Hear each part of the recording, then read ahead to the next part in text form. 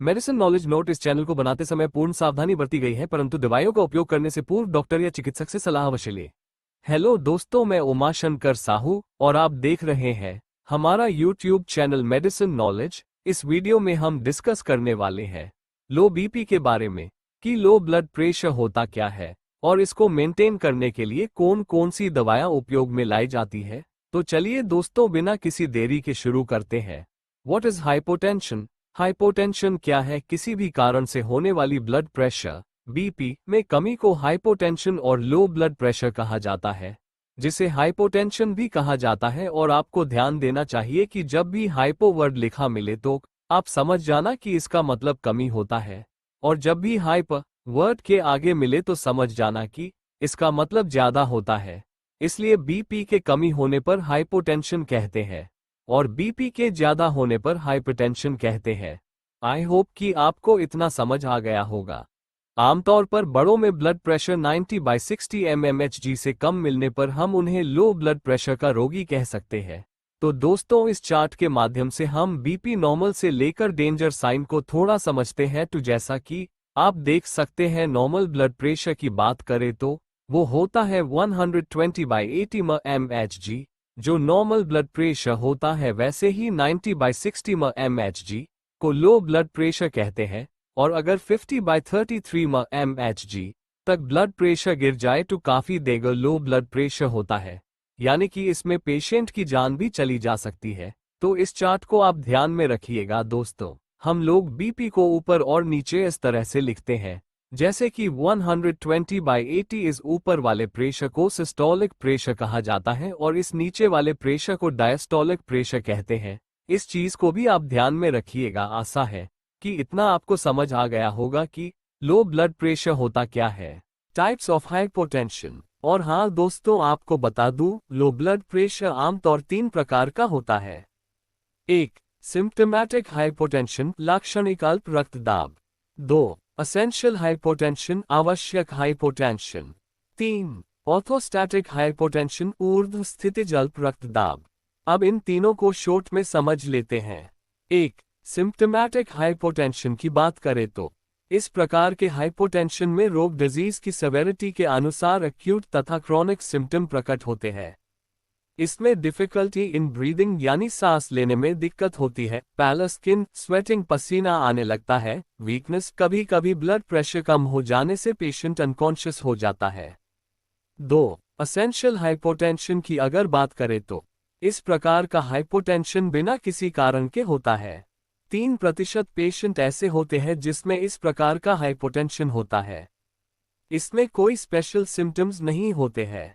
ऐसा hypotension females में अधिक होता है, यह आप याद रखिएगा।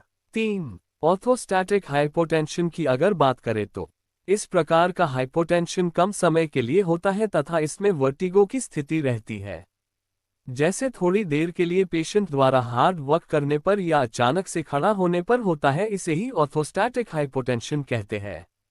इस प्रकार के हाइपोटेंशन में सबसे कॉमन बात यह होती है कि पेशेंट के खड़े होने पर ब्लड प्रेशर कम हो जाता है जबकि पल्स रेट वैसी ही बनी रहती है। ऐसे पेशेंट में ब्लैकआउट की स्थिति बन जाती है। यही दोस्तों, इन तीनों के बारे में छोटी सी डिटेल्स याद कर लीजिएगा, ये बहुत ही इंपॉर्टेंट है। Causes of hypotension. दवाओं को जानने से पहले दोस्तों, आप ये भी जान लो कि वह किस कारण होता है। तो वे कारण है फिजिकल वीकनेस, शारीरिक कमजोरी, शरीर में पानी की कमी तथा टाइम पर भोजन न करने से भी बीपी लो हो जाती है। अधिक फिजिकल तथा मेंटल वर्कलोड, अधिक उपवास करने से भी बीपी लो हो जाती है।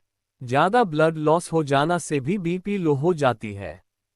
हैवी मेंस्ट्रुअल ब्लीडिंग, माहवारी में अत्यधिक रक्तस्राव, डायरिया अथवा कॉलरा की वजह से फ्लूइड लॉस, ब्लड में हीमोग्लोबिन की कमी से भी बीपी लो हो जाती है। ये थी दोस्तों कुछ ऐसी कारण जिसमें बीपी लो हो जाती है। अब जानते हैं दोस्त कि किसी का बीपी लो हो जाए तब हमें क्या क्या सिम्टम यानी कि लक्षण देखने को मिल सकता है, जिससे ये समझा जा सकता है कि हाँ, उस व्यक्ति का बीपी लो हो गया है। वो सिम्टम इस प्रकार है। नौसिया, वॉमिटिंग, वर्टिगो यानी कि जी घबराना, उल्टी होना, चक्कर आने लगती है उस व्यक्ति को जिसका बीपी लो हो जाती है। आंखों के सामने अंधेरा होने लगती है और कभी कभी पेशेंट बेहोश यानी कि अनकॉन्शियस भी हो जाती है। हेडेक, सिरदर्द, वीकनेस यानी कि कमजोरी, डल फेस एंड लेजीनेस, आलस्य, ये सभी सिम्टम के आधार पर हाइपोटेंशन को पहचाना जाता है। और वैसे भी डॉस्टोस्फाइग्मोमेनोमीटर से देखने पर अगर ब्लड प्रेशर 90/60 हो तो इसको लो ब्लड प्रेशर समझना चाहिए। अब जानते हैं दोस्तों ब्लड प्रेशर की कमी हो जाने पर इस्तेमाल की जाने वाली दवाओं के बारे में। तो वो है ट्रीटमेंट नेम फ्लोरोकॉर्ट टैबलेट, जिसका कॉम्पोजिशन है फ्लूड्रोकॉर्टिसिन टैबलेट होता है, जिसका काम हमारे ब्लड वॉल्यूम को और ब्लड प्रेशर को बढ़ाना होता है, जो आर्थोस्टेटिक हाइपोटेंशन के थेरेपी में यूज करते हैं। इसके डोज की बात करें तो 100 से 200 माइक्रोग्राम लेना होता है।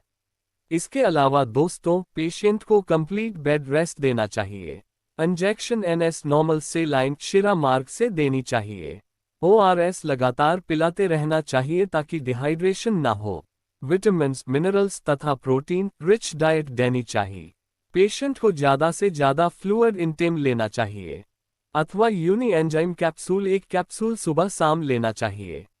हाई ब्लड प्रेशर मेडिसिन क्या दोगे, क्या कैटेगरी होगा, क्या कारण है जिससे बीपी हाई हो जाता है, कितनी डोज देना चाहिए, सारी चीजें डिटेल्स में समझने वाले हैं। तो दोस्तों वीडियो को पूरा देखें, बिल्कुल भी स्किप न करें। तो चलिए दोस्तों बिना किसी देरी के शुरू करते हैं। हाई ब्लड प्रेशर, अधिक रक्तदाब। In medical terms it is also known as hypertension. Medical की भाषा में इसे हाइपरटेंशन भी कहा जाता है।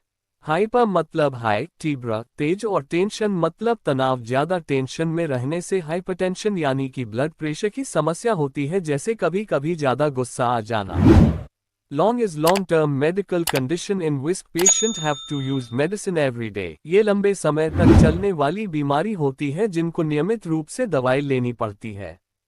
अब किसी का ब्लड प्रेशर अचानक बढ़ गया तो आप बोलोगे क्या लाइफ टाइम तक मेडिसिन लेना पड़ेगा?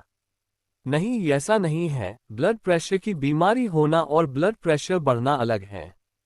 जो लंबे समय तक हो उसे हम बीमारी बोलेंगे।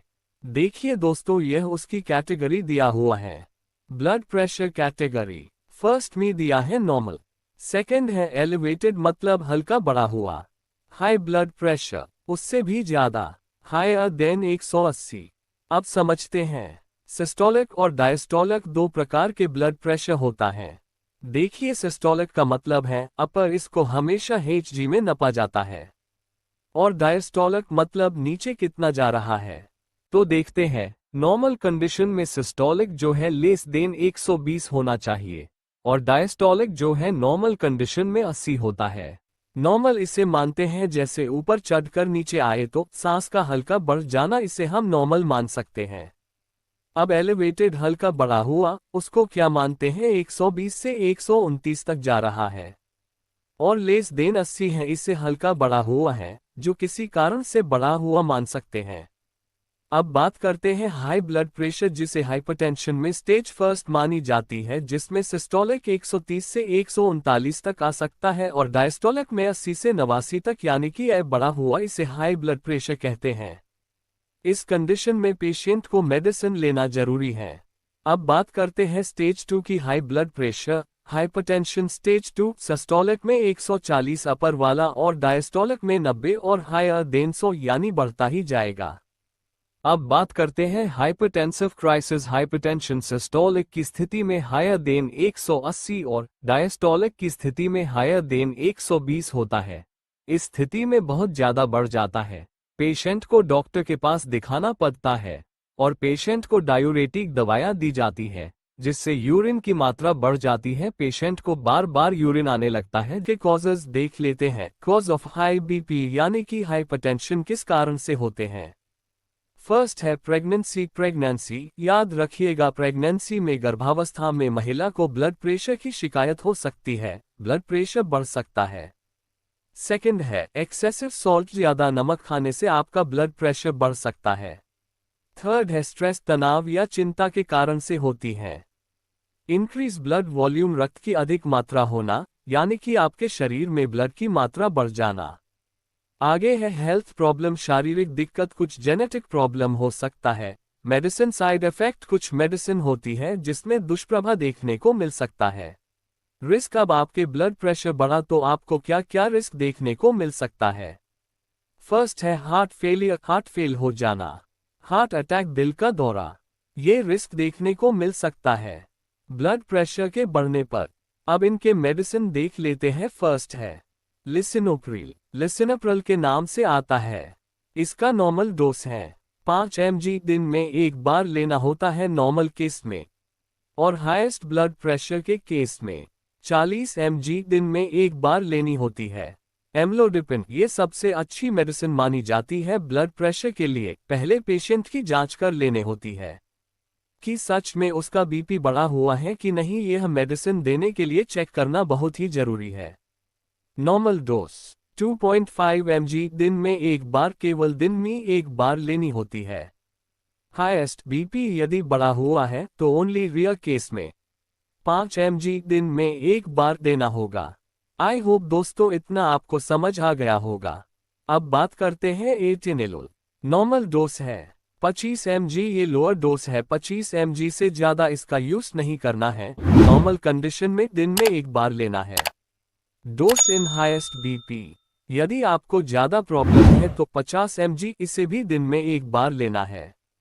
ऐसे ही मेडिकल नॉलेज के लिए हमारे चैनल को लाइक, शेयर, सब्सक्राइब करें, और सबसे पहले अपडेट पाने के लिए नोटिफिकेशन बेल आइकन को ऑन करना न भूलें।